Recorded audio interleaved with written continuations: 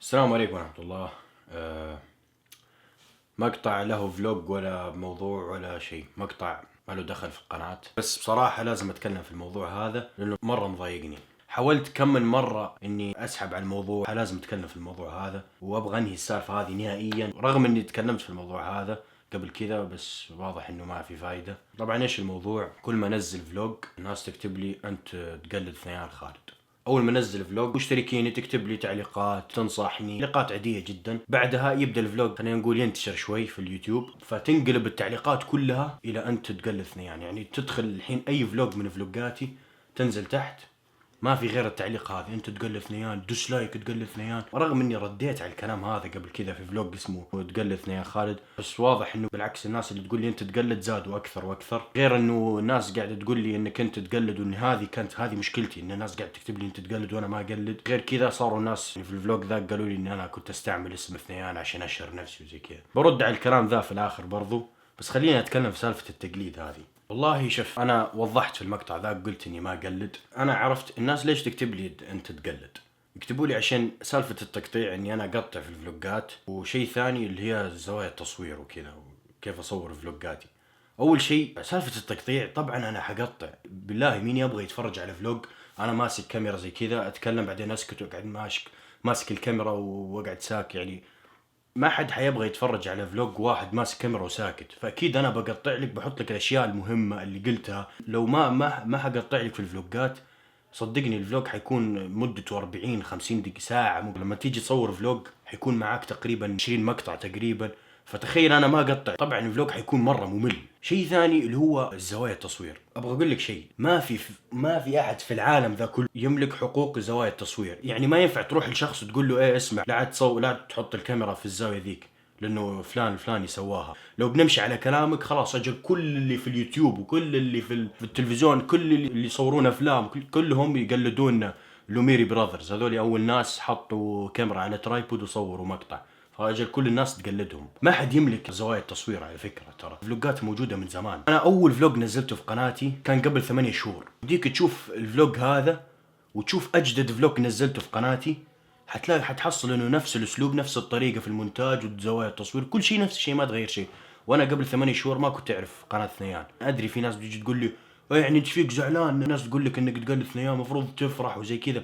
ما اقصد شيء، ما عندي مشكله انا مع ثنيان ابدا، بس تخيل انت تتعب على مقطعك وتصور وتمنتج، في الاخر يجي واحد يقول لك لا انت قاعد تقلد. وفي ناس قاعد تقول لي ديسلايك في فلوج زي ذا. قبل ما كنت اجيب 1000 لايك اجيب الحين 4000 لايك، بس 1000 ديسلايك. يعني فلوج طبيعي جدا، ما في شيء، يعني ما في ولا شيء. انا متاكد انه من الناس اللي قاعد تقول لي انت تقلد، لانه اول ما نزل الفلوج كان اوكي وصل 4000 لايك وتقريبا يمكن ديسلايكات يمكن ما وصلوا 100. فجاه يعني حتى اليوتيوب كاتب لي انه فجأة هذا الفيديو صار يجيب ديسلايكات، ما ادري ليش. يعني هل انت ترضى مثلا تتعب، مثلا عندك اختبار تذاكر وتتعب في الاخر تحل كويس، بعدين يجي الاستاذ يقول لك لا انت اكيد غشيت من زميلك؟ انا حاولت مو بمره ولا اثنين ولا 10 مرات اني اتجاهل الموضوع، بس في كل فلوج والله انه في شخص كتب لي تقلد ثنيان في فلوج نزل صار له 40 ثانيه. فلوج مدته 10 دقائق نزلته في اليوتيوب 40 ثانيه، يعني لسه توني منزل الفلوج كتب لي تقلد ثنيان خالد. يا رجل انت كيف اكتشفت اني انا اقلد ثنيان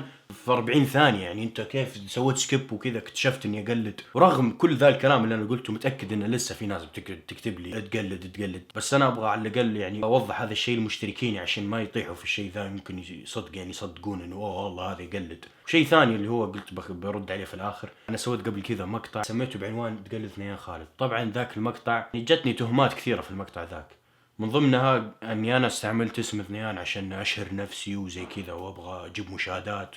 اوكي خليني اوضح هذا الشيء برضه عشان ارتاح. قبل فكرت اني ارد على الكلام ذا، بس بعدين قلت خلاص اسمع، ما نبغى دراما في القناه، احس اني متضايق ابغى ارد على الكلام ذا، ما ابغى الناس تهمني بشيء كذا ما سويته. ردي الكلام ذا، بس برضه قبل ما ارد انا اعذر الناس اللي كتبت لي الكلام هذا وبقول لكم ليش اعذرهم. اوكي انا اول شيء واعوذ بالله من كلمه انا يوم سويت المقطع هذاك كنت ابغى ارد ناس من مشتركيني انا كتبوا لي تقلد ثنيان في الفلوج اللي قبله، فحبيت اني اجذب الناس يعني المشتركين يكتبوا لي انت تقلد، فلما يشوفوا المقطع والله رد على السالفه خلينا نشوف ايش بيقول. هذا اول شيء.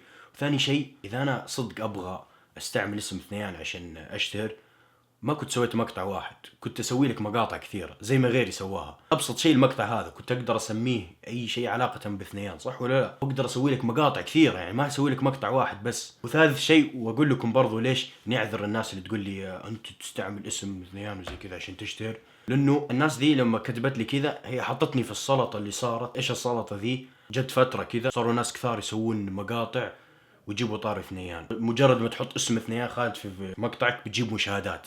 ابغى اقول لكم شيء، يوم انا سويت المقطع هذا، وترى تقدروا تشوفوا ان التاريخ ما كان في غير شخص واحد في اليوتيوب بس سوى مقطع على اثنيان، وكانت برضو مشكلته نفس مشكلتي انا اللي هي التقليد.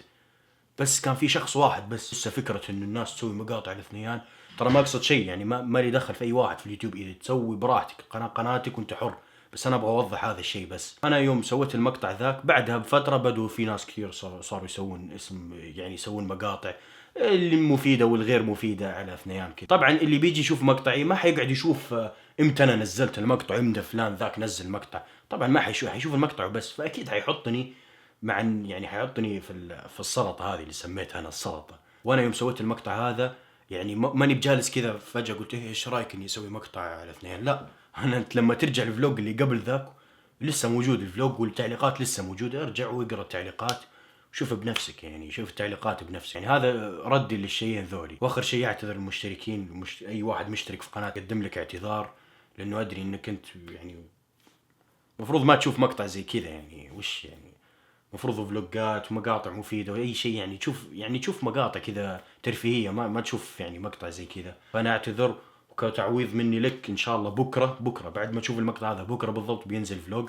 فبس هنا نوصل نهاية المقطع. اتمنى ان الناس تفهم كلامي، ابغى ادافع على نفسي لانه هذا مجهودي وانا قاعد اتعب على القناة. فيعني حط نفسك مكاني، بس هذا الشيء اللي اقول لك اياه، حط نفسك مكاني. اشوفكم ان شاء الله بكرة في مقطع جديد. بس شكرا، السلام عليكم.